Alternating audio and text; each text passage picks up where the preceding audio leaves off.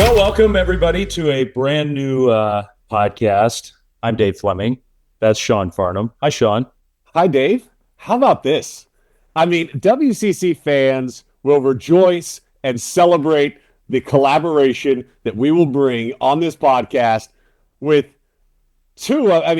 Honestly, our careers are intertwined together with the West Coast Conference at ESPN, and I'm so thrilled to be doing this podcast, let alone doing this podcast with one of my best friends. Yeah, I do agree with that. I mean, I think there's a possibility that people think this is too much Fleming and Farnham, too much WCC between the two. Our podcast is called Points in the Paint, Sean, and you and I are going to do this throughout the college basketball season, and I am excited to talk WCC hoops with you. Yeah, I mean, look, first game we ever did at ESPN together was November 2010, San Diego State at the Kennel. And it was a statement game for actually Coach Fisher and the Aztecs to get that win. But since that point in time, you and I have done almost every single WCC tournament and championship. We've called almost every single Gonzaga-St. Mary's matchup over those years, and it's been incredible to be by your side covering those games. But it's been incredible to tell the story of so many great athletes over the years in the WCC. You think back at Matthew Dellavedova and what he meant to St. Mary's and him turning himself into an NBA player, or the great players that Gonzaga has had during that period of time, the countless pros, the countless championships, their first time that they were ever number one in the country. You and I were up there slicing cake with the Kennel Club as they were serving it out to all the students. So it's been an incredible ride with you, and I'm so excited to talk about a conference that is centered around college basketball. And that's what makes the WCC a very unique conference. It's not alone in that, but it is a very unique conference in the fact that while a lot of other conferences focus so much on what's going on in football, the WCC is a throwback to a conference that takes a great deal of pride in the product that it has put out on the floor in basketball. Yeah, that's well said. Because when you and I were talking about the possibility of doing this, and we're going to be doing it every week throughout the conference season, and not that, look, I hope a lot of our listeners, viewers are people who know who the two of us are, who are hardcore WCC fans, but hopefully we also have a lot of newcomers who are learning about the conference and following the basketball in the WCC. It is true that you and I, over the last 15 years, I mean, you said it, 2010, that's 15 years ago. When you think of the great moments, the buzzer beaters, the overtime games in championship play, the student sections, the blood, the sweat, the tears. I mean, when we were talking about doing this, about 10 different games popped into my head from the last decade plus, where you and I walked out of those gyms thinking it does not get any better than this for college hoops. And I think the reason you said it is so true. Like, these schools, these campuses, these students, these players, these coaches, they care so much, not just about, playing for an NCAA championship, which is the goal of all of them, but they care so much about these games themselves, about the conference rivalries. It makes it really, really one of the most fun things that I do professionally. I do a lot of things professionally, and this is one of the most fun things, to do these WCC games review. It's weird because as you were talking there, I was flashing back on so many of the great moments and so many of the great plays. Mickey McConnell hitting the shot over Rob. I think that was our first one. Yeah, that was the first. That was the first big aha moment for the WCC for us. Is that shot, because it was this statement that Randy Bennett and St. Mary's was going to challenge Gonzaga and really step up and try to make that a legitimate rivalry, which they've done. But I will tell you that one of the games that actually popped into my head as we were talking is not one of those Gonzaga-St. Mary's moments. It was St. Mary's versus Pepperdine in the WCC tournament when Colby Ross and Mr. Ford decided to go back and forth, and they both dropped over 40 in that game. We had 80 plus points between the two of them. It was one of the best head-to-head matchups and highest quality and most efficient basketball I've ever seen played in a conference tournament at anywhere in the country. And I've done the SEC tournament. I've been at the Big 12 tournament. I've called the ACC tournament. And that game and those two guys took it as a one-on-one matchup and went after each other in what was an absolute classic battle against one another. It was phenomenal. Yeah, I think that's a good point because it isn't just about the championships game. By the way, I'm new at this. Like this is our first episode. I didn't read our sponsor at the top of the show. So should I read we have an episode sponsor. Wait, hold on. We got a sponsor? Somebody call the WCC. Stu, I need more money. Go ahead. Have you ever had a hell of a good dip? Yes, I have. It's amazing to me. But our episode today, just to be official, is sponsored by Hell of a Good Dip. Can I tell a quick family story? You can. So we like Hell of a Good Dip in our family. We have for a long time, since the kids were little. My mom would always have it when we go visit her in the summertime. It's like a perfect summertime thing. You're sitting by the pool and whatever. So one of my daughters was probably 5 or 7, whatever. She's learning to read. She's talking up a storm and she looks at the dip and she says, "Man, I like this Haluva good dip." And so from that point forward, whenever we have it, it's supposed to be said hell of a good dip, but in our family, it's let's have some Haluva good dip. I love it. I was happy that they were our sponsor. All right, so what are we going to do over the course of the season on this show? I mean, let me ask you that. What do you think our job is here? You and I are going to have some fun. We're going to have some laughs. We're going to talk about great games, preview upcoming games. I mean, is that most of what you want to accomplish this season? I think it's telling the story of the coaches, telling the story of the players, and allowing them to dictate where we go. Because I think as we start this podcast, Dave, the WCC is as well positioned as it's ever been to get 4 teams in the NCAA tournament. And it's been a historic non-conference schedule, which has the WCC ranked 7th in KenPom for the 7th best conference in all of the country. And can I interrupt you and say, without Gonzaga, I mean, Gonzaga's played well. They're in the top 20. They're a very good team. They're a team that still has championship aspirations. But the numbers you're going to rattle off here that I interrupted, without Gonzaga having some years they've had the best non-conference resume in college. They've been undefeated. They've got piles of top 15 wins.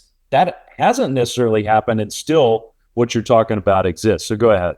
Yeah, I mean, you've got 6 teams in the top 75 of the net rankings, and you mentioned Gonzaga. Gonzaga's not where they've normally been. St. Mary's, Oregon State, San Francisco, Washington State, and Santa Clara, and I think that's what it should excite fans the most. And there were some questions when Oregon State and Washington State, who are affiliated with the WCC as they relaunched the Pac-12, but affiliated with the conference, why that would be the move. Well, the move makes so much sense, and it was a genius move by Stu Jackson and the conference officials, because what it's done is it's brought 2 teams that are quality basketball teams that are adding to the depth of this conference and boosting the net rankings of the league, which subsequently gives better opportunities to pick quad 1 victories up in conference play. You go on the road to a top 75 opponent, that's a quad 1 win. Well, I just rattled off 6 teams. So now when you look at boosting your tournament resume, where people have taken maybe shots at conferences that are outside of now, the Power 5 conferences, they'd say, well, where's the quad 1 opportunities? There's quad 1 opportunities for Gonzaga. There's quad 1 opportunities for St. Mary's, where in the past, a lot of times, the only quad 1 opportunity has been when they've played against each other. And I think, to me, that's why I'm very confident that this conference, at the very least, will get 3 teams in the NCAA tournament, should get 4. And the path to get there is going to be readily to be defined over the next couple of weeks as conference play gets rolling and teams are going against one another. There's some certain things that I feel that they should be looking out for in order to accomplish that. Yeah, and I always like to, in my own brain at least, to some context for those numbers that you're talking about, like let's say net ranking, top 75 net ranking. What does that mean? I always try to think, okay, the NCAA tournament field of 68, you got a lot of automatic qualifiers who are going to fall well below that. But if you figure maybe 50-ish teams are going to earn their way in with their play over the long haul of the season. So 6 in the top 75, I always, that's just how I frame it. Like, let's say top 50 means you're probably an NCAA tournament team. Doesn't always work out that way, but just for some context, I mean, I think that does speak to you get 6 of those teams right now as we start, and we have started. You and I are recording this on New Year's Day. The first few days of conference play is underway, but it's a pretty good way to start league play. Yeah, and there's significant wins across the board. You know, Santa Clara knocking off Bradley, a team that won the Myrtle Beach Invitational and the ESPN Events Feast Week tournament. You know, Oregon State beating Irvine, which was a top 25 net ranking when they played. You know, significant wins. And by the way, also Oregon State, we'll talk to Wayne Tinkle, but like advancing all the way to the championship game of the Diamond Head Classic and getting an opportunity to play Nebraska, who's a very good quality basketball team. All of those things start to add up. And to me, the West Coast Conference is extremely well positioned, extremely deep. And to your point, listen, I think it's fair to say, and one of the things that if you're going to listen to this podcast, we're going to be honest with you. This is not a shill for the WCC. We're going to tell you exactly what we think of the teams. Yeah, I like what you said. We're going to, I mean, if you're going to be a listener to this podcast, we are going to tell you what we actually think. We are. And you and I watch all these games. We get to know these players and coaches. That's the whole point of doing this. You mentioned Wayne Tinkle. Let's get to that, because part of the story of this year in this league is going to be Washington State, Oregon State, how they change the dynamic, how those two teams are, how they interact with all the traditional WCC schools. And before we queue up, a couple days ago, you had a chance to talk to Coach Tinkle after they beat Portland to get their WCC season started. And just your thoughts on him, on Oregon State, before we listen to your interview. I think he's a great coach. I think he's been a great coach. I mean, you're talking about a guy that played at Montana under two legends, Mike Montgomery and Stu Morrill, who I think Stu Morrill we don't talk about enough as being one of the great coaches in college basketball for what he was able to accomplish. So he's got some toughness and some grit about him. You can't play for those two guys and not have that, Dave. And look, this is a program that made an improbable run to the Elite Eight in the bubble NCAA tournament, and then has fallen on some hard times. But it's not been because of a lack of players. It's been because those players have left, unfortunately. He's recruited well, and a lot of those young guys have left. And this team this year is deep. They're gritty. They defend. And I'll mention this in the interview, but one of the things that stood out to me at WCC Media Day was when I was talking to two of the transfers, two of the newcomers that joined this team. I said, what's going to make this team special? And they said, we want to get Coach back to his winning ways. That says a lot about the connection between player and coach. And Wayne Tinkle is one of the most authentic men that we have in college basketball. Coach, aloha and mahalo, as you and I were just spending some good time over at Diamond Head. How are you doing, Coach? Doing great. It's awesome to be with you. It's, you know, when they asked me who I wanted to talk to on the first Points in the Paint podcast for the WCC, I said, it's got to be Wayne Tinkle. Because so much of this conference has been being about a multi-bid league. And as you've looked at the league losing a player like BYU and some of the unrest in conference reallocation, the emergence of your team in particular this year has added to what has been an unbelievable start through November and December for the WCC. Yeah, it's been a good start for us. Added 9 new players. Kind of struggled the last few years after our run to the Elite Eight, through the portal, NIL, all that stuff, as so many other programs have. We feel really good about the group we've put together. We're more mature. We've got more talent, more depth, and that's shown throughout our schedule to this point. And obviously, there's room for growth, which has us excited as well. But we're with the dismantling of the Pac-12, which nobody saw coming a couple of years ago, we couldn't be happier to be joining the WCC, which has been such a great conference out west. Ourselves in Washington State jumping on board for a couple of years, I think, even adds to the depth that they've had. And the conference has done a really good job of building from top to bottom the last few years. It used to be St. Mary's, Gonzaga, and that's all you ever really heard of. Now you can go pretty deep any given night. You see in the non-conference been getting great wins across the board. So we're happy to have landed here, excited for what's in front of us. Of course, you had your first WCC win last night against Portland. Take me through what it was like playing a West Coast Conference game and what your vibes were when you taking on the Pilots. Well, first thing, we just got back late Thursday night from Hawaii, so we were worried about, you always want a week once you get back from a trip like that. We didn't have that, but we got a Portland team coming in who suffered a tough loss to Washington State on Saturday, and as a staff, we went, uh-oh, because we knew we were going to get a great shot. Shante and the staff do a great job getting their guys to bounce back. They were very confident, came in. They made 15 of their first 16 shots. And the one miss, they got an offensive rebound. So I think we were 9 minutes in before we got a defensive rebound. But we didn't panic. Our guys buckled down. I think we went a stretch of about 25 minutes where we held them under 33%. We got it going offensively, and it was just nice to get that first conference win as you need to do, especially when you're at home, to keep the momentum going. You mentioned it. The calling card of your team this year has been defense. We touched on it as you and I were both at Diamond Head Classic. Your offense can get stagnant at times, but that defense is what allows you to stay in the games. How have you built that culture of communication that's necessary to be an elite defensive team, given that you have so many new components this year? Well, the good thing is, we have depth, and that's a great creator of discipline and habits. And we actually said it to a guy to start the second half when we took him out that, it's one thing if he's not scoring, but if he's not guarding, he's going to get nice and comfortable next to us on the sideline. And so that helps. But when you've got some leadership, guys like DeMarco Minor, Mike Ratai, they're two of our better on-ball defenders.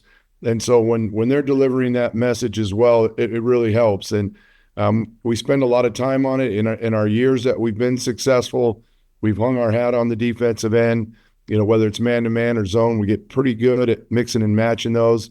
And I think that frustrates some teams. Now, Portland came in and shot lights out, credit to them. We didn't play great defense against Nebraska in the championship and why, but overall, we've been really, really solid, and those defensive numbers still look pretty good, but there's always room for improvement. You and I talked at WCC Media Days in Las Vegas, and when I was talking with your players, and I mentioned this on air, and I don't think I even told you that when we were there in Vegas, but I asked your players what it means for them to play at Oregon State, and they said, we want to get Coach back to his winning ways. Coach deserves to be at his winning ways. Those are two dudes that, by the way, transferred in and have been with you for a very short period of time.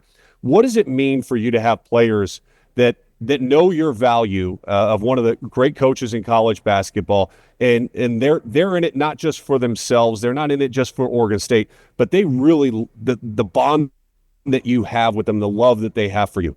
Well, I think they see the passion from our staff.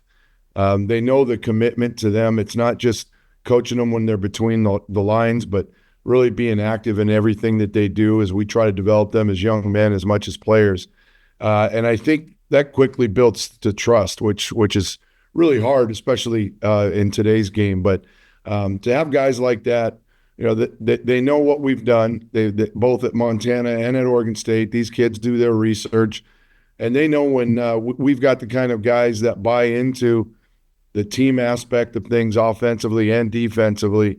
The fact that we'll give them more freedom on the offensive end if they dig in on the defensive end. To see them buy into it and say those kind of things it's huge. And you got guys like Josiah Lake, who was born and raised in this program. His dad, having played here, really gets to send the message of what it means to be a Beaver and the history of our program. There were some tough years, some tough decades, but we brought it back and lost it through the last couple of years through some of the hardships. There's a real sincerity to them, the pride putting on that uniform and getting back to our winning ways. And it's great. It's great for them to say it, but then really for them to really drive that home every day in practice and come game time and timeouts and out on the court, because, talk's cheap, but those guys, they wear it and they live it every day. Speaking about living it every single day, I mean, look at you. You got the great specs on. You got the great hat on. I mean, I would expect nothing less, Coach, of a man who was voted the sexiest man in college basketball by collegeinsider.com, I believe in 2013. They canceled the poll after they named you the sexiest man. So you are still the reigning, undisputed heavyweight champion of sexiest people in college basketball. What does that title still mean to you? Well, actually, you can tell I'm trying to live it down now and try to pass that on. But yeah, that was we got a lot of laughter out of that. I think probably my 7 sisters were the only ones that voted. But yeah, that's you bring that up often. I know you love getting that shot in, but I guess yeah. Until I retire, they probably won't have that competition again. Listen, it's not even a shot, Coach. It's an homage to respect to you and the fact that, you know what, in this day and age of college basketball, you could still bring it, and you're the most relaxed coach. Like, I was watching you in Diamond Head, you were sitting on the table, and I'm like, my man is very confident and comfortable right now, and that makes me really happy because you are one of my favorites in all of college basketball, Coach. You've done a great job at Oregon State year in and year out. I know it's been had some challenges at times, but I'm really proud of what you've been able to accomplish so far this season. I enjoy getting to see your team there, and I look forward to seeing your team in West Coast Conference play. Yeah, well, it's good to be with you. I appreciate it. You and I, through Coaches versus Cancer, we spent some time together. Respect the heck out of you, and I couldn't be more thrilled to be a part of this conference. And I know the WCC is going to have a great regular season here in league play. And I know with the fall of the Pac-12, there's going to be more. I got a feeling there's going to be 3-4 bids, hopefully out of this league, if not more. And we're happy to be a part of it. Well, Coach, I wish you the best of health for the remainder of your season and best of luck as West Coast Conference play continues to roll along. Yeah, all the best. Happy New Year. Cheers. All right. Well, I'm glad you did that. You said it before. I've liked Wayne Tinkle. I've known him for a long time. I did a conference championship game with him when he was at Montana when they had an amazing all-time win against Dame Lillard and Weber State. And I've liked him since then. I'm glad you and I get a chance to be around him this year. He is one of the good ones in college basketball. So I'm glad he did that. Yeah, and he's got a team that reflects him this year. Fala is a great big man that they like to duck in a ton, and Ratai has gotten off to a great start this year, coming off that 28 points that he had against Portland. And they've got guards that are very disruptive. Minor in particular does such a great job of creating steals and opportunities. I think Oregon State is going to be a very difficult road win for anybody. And I think they're going to get somebody on the road. And when you talk about getting somebody on the road, and the reason I believe that is because, as Coach Tinkle says, like their defense helps them get through some of their scoring droughts. If they could figure out how to limit some of those scoring droughts, Dave, you're talking about a team that has the potential to finish in the top 3 in this conference easily, maybe even top 2, based on and how physical they are. And you have to remember, this is a program that has played at the quote-unquote power conference level. And they're coming to the West Coast Conference this year, and they've got a lot of confidence. There's a lot of bravado about this team. They had Oregon, who's ranked in the top 10, on the ropes. They should have won that game at home. They really should have. All right. Well said. We haven't even mentioned really St. Mary's yet. Just quick word on the state of things here. First week of conference play. Randy Bennett, I think, Sean, even with Aiden Mahaney gone, which I think was a psychological blow to St. Mary's fans. Like, how could this guy leave us, the local kid who'd done so many cool things? And so I think there was a lot of fear. Josh Jefferson leaving as well. A lot of fear of like, man, how are we going to do this? You and I last year, we talked to Randy a lot. He was unfazed by that. I mean, he really so strongly believes in like his culture, his ability to attract new talent. I look at this St. Mary's team. I think they're one of the more talented groups he's had. But he's a little cranky right now with the way they've played in the last couple weeks. And cranky Randy is cranky. Like that's good, Randy. That's good, Randy. The world is right when he's not happy.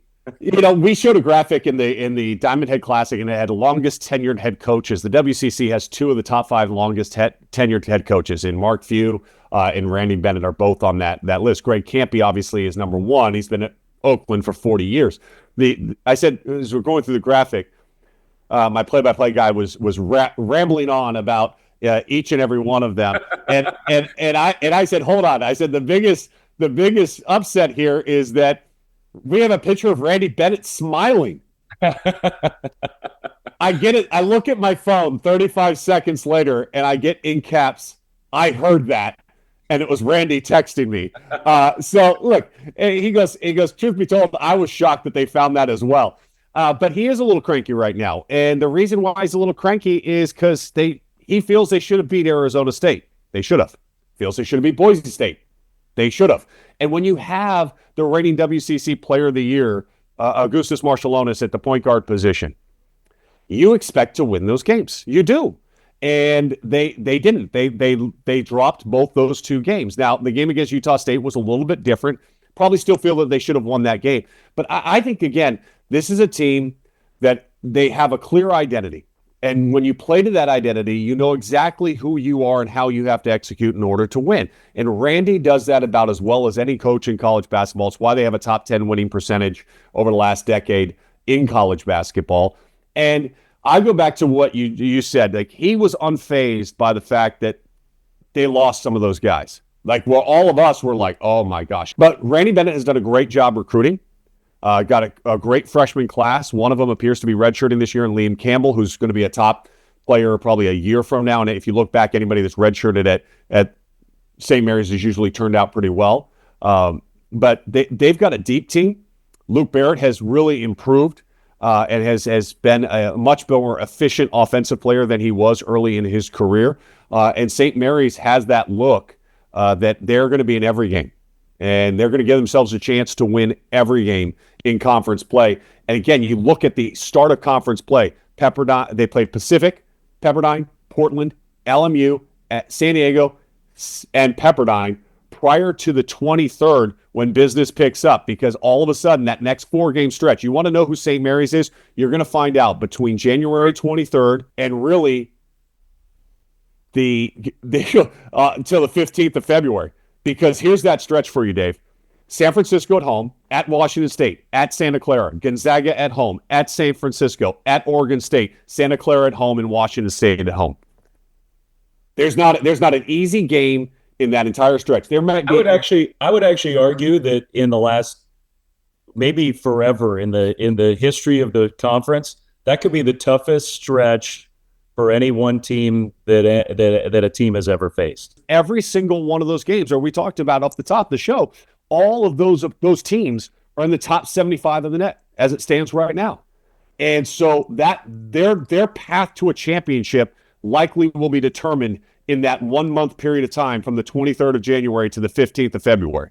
All right, we're running out of time. I did want to spend a little time on I don't want to downplay it because the league is deeper. We're going to see some upsets this year. We're going to see some surprising results in this league this year, but it is a relatively quiet week in terms of like what you would circle as big games in the league coming up here in the next few days.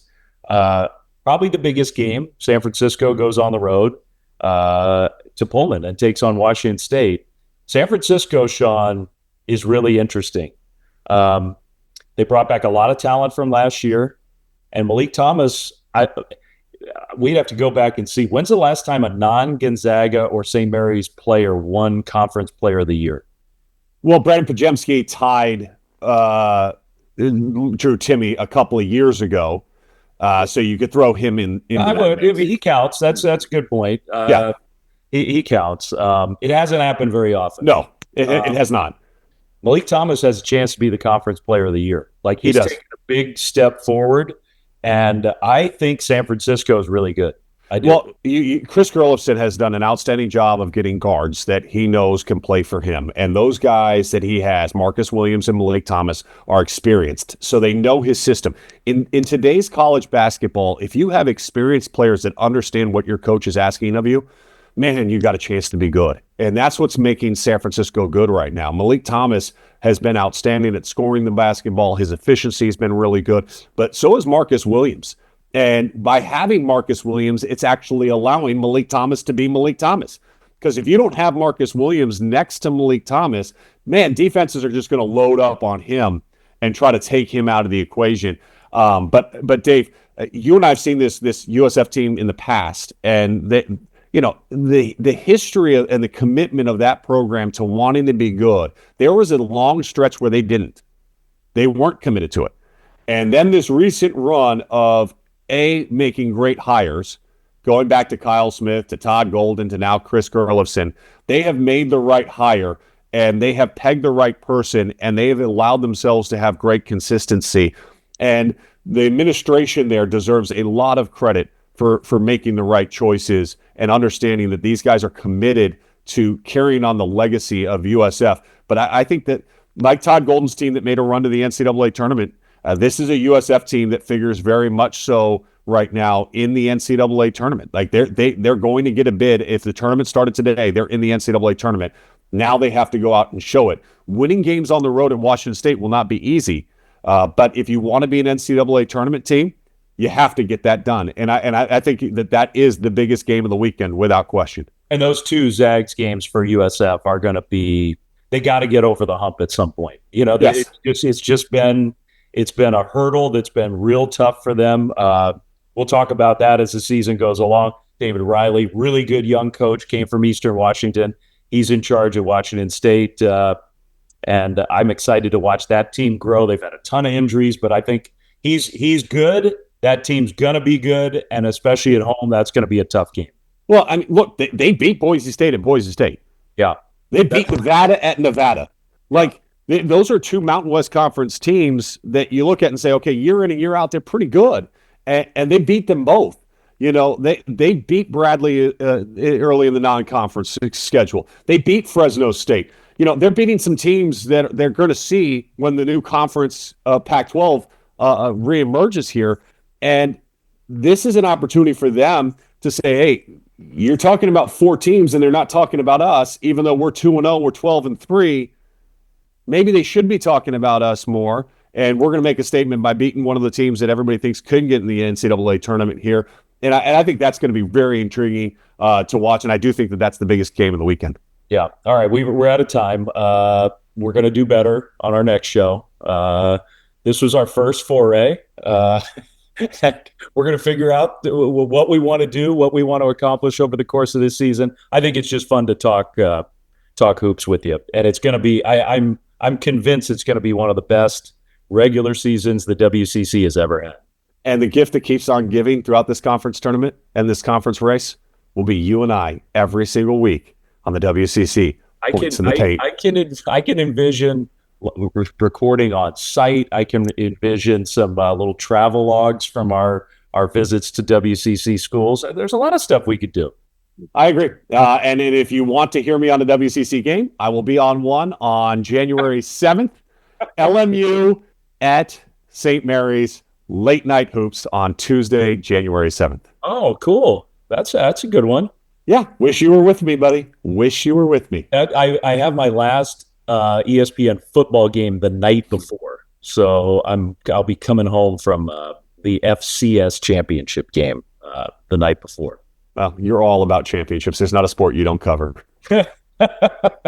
We'll get guests. We're going to figure this out as we go along. By the way, before we sign off, Ann Schatz, Mary Murphy, they're doing the women's version of this Points in the Paint podcast. Let's give them a little shout out too, because WCC women, you dive in full bore because you follow those programs really closely too. It's going to be a great race in women's basketball in this conference. The commitment to hoop is there. You should listen to that podcast while you eat some hell of good dip. Yeah, don't say haluva. It's hell of a good dip. Yeah. Our episode today has been brought to you by Hell of a Good Dip. Hope you've had a hell of a good time. Sean and I will talk to you again next week.